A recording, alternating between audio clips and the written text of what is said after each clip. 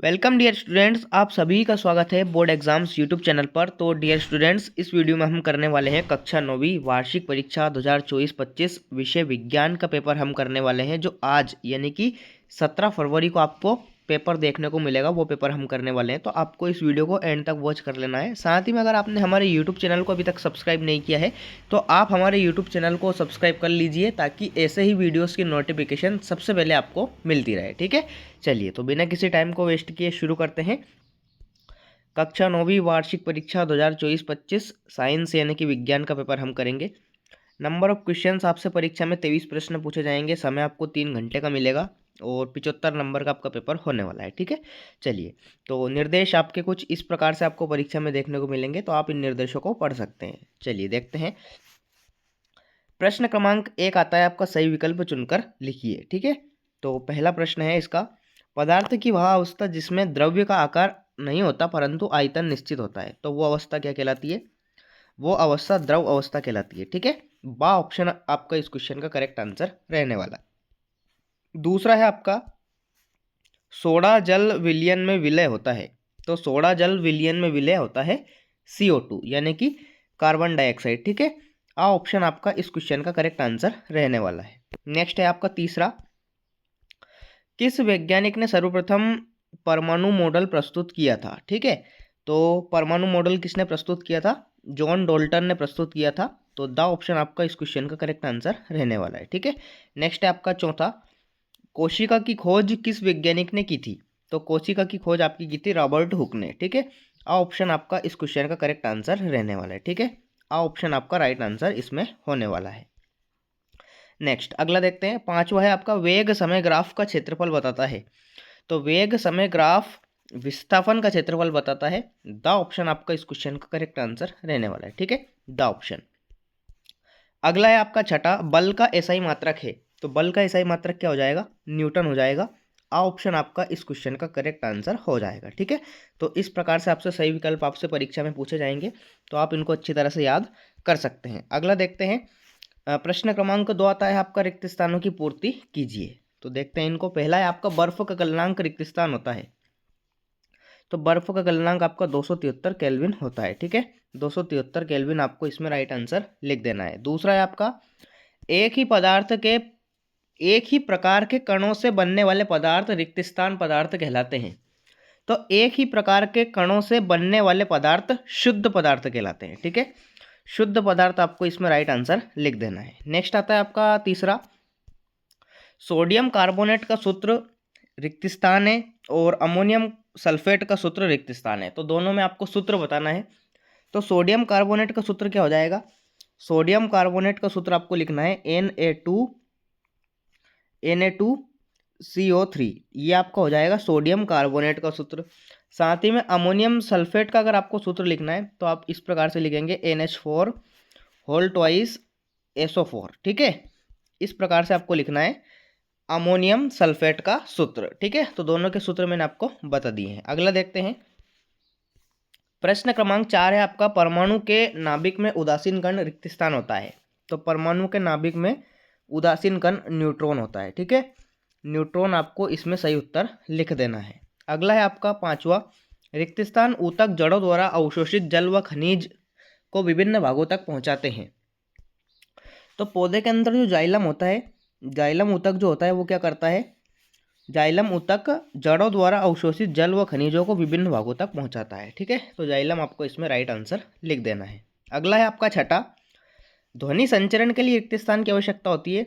तो ध्वनि संचरण के लिए माध्यम की आवश्यकता होती है। ठीक है, माध्यम आपको इसमें राइट आंसर लिख देना है। तो इस प्रकार से आपके रिक्त स्थान कंप्लीट हो जाते हैं। अगला प्रश्न देखते हैं, प्रश्न क्रमांक 3 है आपका, सही जोड़ी बनाकर लिखिए। स्तंभ आ को स्तंभ बा से आपको मैच करके लिखना है। चलिए देख लेते हैं इनको। पहला है आपका बल का मात्रक, तो बल का मात्रक मैंने आपको बताया है न्यूटन हो जाएगा। दूसरा है आपका संवेग, तो संवेग का सूत्र क्या होता है? mv होता है, P बराबर mv। द्रव्यमान और वेग के गुणनफल को संवेग कहते हैं। ठीक है, तीसरा है आपका भार का एसआई मात्रक, तो भार का एसआई मात्रक क्या हो जाएगा? किलोग्राम।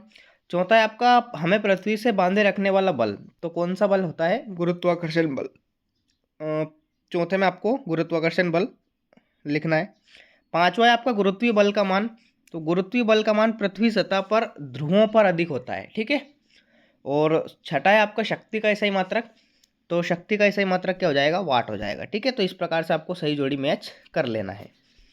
अगला क्वेश्चन देखते हैं। प्रश्न क्रमांक 4 है आपका, सत्य सत्य का चयन करके आपको लिखना है। तो चलिए देखते हैं। पहला है आपका, निलंबन के कण फिल्टर पेपर से नहीं निकलते, तो ये आपका सत्य रहने वाला है, बिल्कुल सही बात है, ठीक है। दूसरा है आपका, प्रवासी उपास्थि मनुष्य की नाक तथा स्वर यंत्र में पाई जाती है, तो इसमें भी आपका सत्य रहने वाला है, ठीक है, दूसरा भी आपका सत्य हो जाएगा। तीसरा है आपका, प्रति इकाई समय में चली गई दूरी को चाल कहते हैं, ये भी आपका सत्य रहने वाला है, ठीक है। चौथा है आपका, संवेग परिवर्तन की दर बल के अनुक्रमानुपाती होती है, तो ये भी आपका सत्य हो जाएगा, ठीक है, सत्य इसमें हो जाएगा। पांचवा है आपका, वस्तु द्वारा अपनी गति अवस्था में परिवर्तन के विरोध को जड़त्व कहते हैं, तो ये भी आपका सत्य रहने वाला है। और छठा है आपका, क्रिया एवं प्रतिक्रिया बल समान दिशा में कार्य करते हैं, ये आपका असत्य हो जाएगा, क्योंकि क्रिया एवं प्रतिक्रिया बल विपरीत दिशा में कार्य करते हैं, ना कि समान दिशा में, ठीक है। तो इसमें आपको असत्य लिखना है। तो इस प्रकार से आपके सत्य असत्य कंप्लीट हो जाएंगे प्रश्न क्रमांक 4 के अंदर। नेक्स्ट अगला प्रश्न आता है आपका, प्रश्न क्रमांक 5वां। एक शब्द या एक वाक्य में उत्तर आपको देना है। तो चलिए देखते हैं। पहला है आपका, जल को क्वथनांक क्या होता है, तो जल का क्वथनांक हो जाएगा 100 डिग्री सेल्सियस, ठीक है। एक ऐसा तापमान जिस पर जल उबलने लग जाए, तो उसमें आपको लिखना है 100 डिग्री सेल्सियस। दूसरा है आपका, 1 ग्राम हाइड्रोजन में हाइड्रोजन के कितने परमाणु होंगे, तो इसमें आपके 6.022 गुणित 10 की घात 23 परमाणु होंगे, ठीक है। ये आपको इसमें राइट आंसर लिख देना है। नेक्स्ट आता है आपका तीसरा, कोशिका में होने वाली जैविक क्रियाओं का नियंत्रण किसके द्वारा होता है, तो ये केंद्रक के द्वारा होता है, सेंटर के द्वारा होता है, केंद्रक न्यूक्लियस, ठीक है। केंद्रक आपको इसमें राइट आंसर लिख देना है। चौथा है आपका, ऊतक जो पौधों में जल व खनिज लवण का संवहन करता है, तो ये हो जाएगा आपका जाइलम, ठीक है। जाइलम आपको इसमें राइट आंसर लिखना है। पांचवा है आपका, हमारे मस्तिष्क में ध्वनि की संवेदना कितने समय तक बनी रहती है, तो ये 0.1 सेकंड तक बनी रहती है, ठीक है। ये आपको इसमें राइट आंसर लिखना है। छठा है आपका, कार्य करने की दर को क्या कहते हैं, तो कार्य करने की दर को शक्ति कहते हैं, ठीक है। शक्ति आपको इसमें राइट आंसर लिखना है। इसका ऐसा मात्रक क्या हो जाएगा, वॉट हो जाएगा, ठीक है। ये भी आपको लिख देना है। तो इस प्रकार से प्रश्न क्रमांक 5 जो एक शब्द या एक वाक्य में उत्तर थे वो कंप्लीट हो जाते हैं। प्रश्नोत्तर आते हैं आपके प्रश्न क्रमांक 6 से। तो प्रश्नोत्तर के सभी उत्तर मैं आपको इसी वीडियो में बताऊंगा, तो आपको वीडियो को एंड तक और कंप्लीट वॉच करना है। साथ ही में वीडियो को आप लाइक कर दीजिए और चैनल को सब्सक्राइब कर लीजिए, ठीक है। तो प्रश्न क्रमांक 6 जो है वो आपकी स्क्रीन पर है, तो आप इसको देख सकते हैं, ठीक है। प्रश्न क्रमांक 6 ये हो जाएगा। प्रश्न क्रमांक 7वां जो है उसको भी आप देख लीजिए, 2-2 नंबर के प्रश्न हैं ये, ठीक है। और प्रश्न क्रमांक 8वां आप देख लीजिए, धातु एवं अधातु में 2 अंतर आपको लिखना है, ठीक है। तो ये प्रश्न क्रमांक 8वां हो जाएगा। तो चलिए इनके उत्तर देख लेते हैं। प्रश्न क्रमांक 6 का उत्तर आप आपकी स्क्रीन पर देख सकते हैं, ठीक है। इसी प्रकार से आपको लिखना है और याद कर लेना है प्रश्न क्रमांक 6 का उत्तर। नेक्स्ट आता है आपका प्रश्न क्रमांक 6 का अथवा, ठीक है। इस प्रकार से आपका अथवा वाला हो जाएगा। नेक्स्ट आता है आपका प्रश्न क्रमांक 7वां, ठीक है। प्रश्न क्रमांक 7 का उत्तर आप देख लीजिए, इस प्रकार से आपको प्रश्न क्रमांक 7वें का उत्तर लिखना है। और प्रश्न क्रमांक 7वें का जो अथवा था वो आप देख लीजिए, इस प्रकार से रहने वाला है, ठीक है। प्रश्न क्रमांक 7वें का अथवा। अगला आता है आपका प्रश्न क्रमांक 8 का उत्तर, धातु एवं अधातु में अंतर आपको लिखना है, ठीक है। तो 2 अंतर दे रखे हैं, तो आप इन दोनों को याद कर सकते हैं। चलिए अगला देखते हैं। प्रश्न क्रमांक 8वें का अथवा जो था वो आप देख लीजिए, अणु एवं परमाणु में अंतर लिखिए, ठीक है। नेक्स्ट आपका 9वां और 10वां प्रश्न है, ठीक है। तो 9वां और 10वां प्रश्न आप पढ़ सकते हैं, इस प्रकार से रहने वाला है। क्वेश्चन नंबर 9 और क्वेश्चन नंबर 10, तो इनके उत्तर हम देख लेते हैं। तो चलिए देखिए, प्रश्न क्रमांक 8वें का जो अथवा था उसका आंसर आप देख लीजिए, अणु एवं परमाणु में अंतर आपको बताना था कोई तो यहाँ पे दे रखे हैं, आप इनको याद कर लीजिए। साथ ही में प्रश्न क्रमांक 9 का जो उत्तर था वो आप देख लीजिए, कार्बन और सोडियम परमाणु के लिए इलेक्ट्रॉनिक वितरण आपको लिखना था, ठीक है। तो ये प्रश्न क्रमांक 9 का उत्तर हो जाएगा। 9वें का जो अथवा था वो आपसे पूछा गया था, कैथोड किरणों की विशेषताएं आपको बतानी थी, 2 विशेषताएं, तो ये 2 विशेषताएं दे रखी है। 9वें का अथवा का उत्तर ये हो जाएगा, ठीक है। अगला आता है आपका 10वां प्रश्न, माइटोकॉन्ड्रिया के 2 प्रमुख कार्य आपको बताना था, तो ये 10वें का उत्तर हो जाएगा। अगला आता है आपका 11वां प्रश्न और 12वां प्रश्न, ठीक है। तो 11वां और 12वां प्रश्न आप देख लीजिए, इस प्रकार से रहने वाला है। ये आपका 11वां प्रश्न हो जाएगा, ये भी 2 नंबर का है आपका, और 12वां प्रश्न हो जाएगा इस प्रकार से। जाइलम फ्लोएम में अंतर आपको लिखना है, पेरेन्काइमा वो कोलेनकाइमा में आपको अंतर लिखना है कोई 2, ठीक है। साथ ही में 13वां प्रश्न भी आप देख लीजिए, ठीक है। त्वरण किसे कहते हैं, इसका ऐसा ही मात्रक सूत्र वगैरह सब आपको लिखना है। जबकि इसका अथवा वाला पूछा गया आपसे, एक समान और असमान गति को स्पष्ट कीजिए, ठीक है। तो चलिए उत्तर देखते हैं। प्रश्न क्रमांक 10वें का जो अथवा था उसका उत्तर आप देख लीजिए, इस प्रकार से रहने वाला है। साथ ही में प्रश्न क्रमांक 11वें का जो उत्तर है, रक्त के प्रमुख कार्य, ये आपका 11वें प्रश्न का उत्तर हो जाएगा। अगला देखते हैं 11वें का जो अथवा था, रदरफोर्ड के मॉडल की कमियां, ठीक है, परमाणु मॉडल की कमियां आपको बतानी थी, तो ये आपका 11वें का अथवा वाला हो जाएगा, ठीक है। नेक्स्ट आता है आपका 12वें प्रश्न का उत्तर, जाइलम व फ्लोएम में अंतर लिखना था आपको कोई 2, तो यहाँ पे 3 दे रखे हैं, 3 में से आप कोई से भी 2 याद कर सकते हैं। अगला देखते हैं प्रश्न क्रमांक 12वें का उत्तर, 12वें के अथवा का उत्तर, पेरेन्काइमा व कालेन्काइमा में अंतर आपको लिखना था, तो 2 अंतर आप याद कर लीजिए, ठीक है। 13वां प्रश्न मैंने आपको ऑलरेडी बता दिया है। 14वां प्रश्न आप देख लीजिए, ठीक है। 14वां प्रश्न इस प्रकार से रहने वाला है, ये आपका 14वां प्रश्न हो जाएगा। तो प्रश्न क्रमांक 13 और 14 का उत्तर देख लेते हैं, ठीक है। तो प्रश्न क्रमांक 13वें का उत्तर जो है वो इस प्रकार से रहने वाला है, तो आप इसको याद कर सकते हैं, ठीक है। और 13वें का जो अथवा है उसका उत्तर भी आप देख लीजिए। नेक्स्ट आता है आपका 14वां प्रश्न, ठीक है।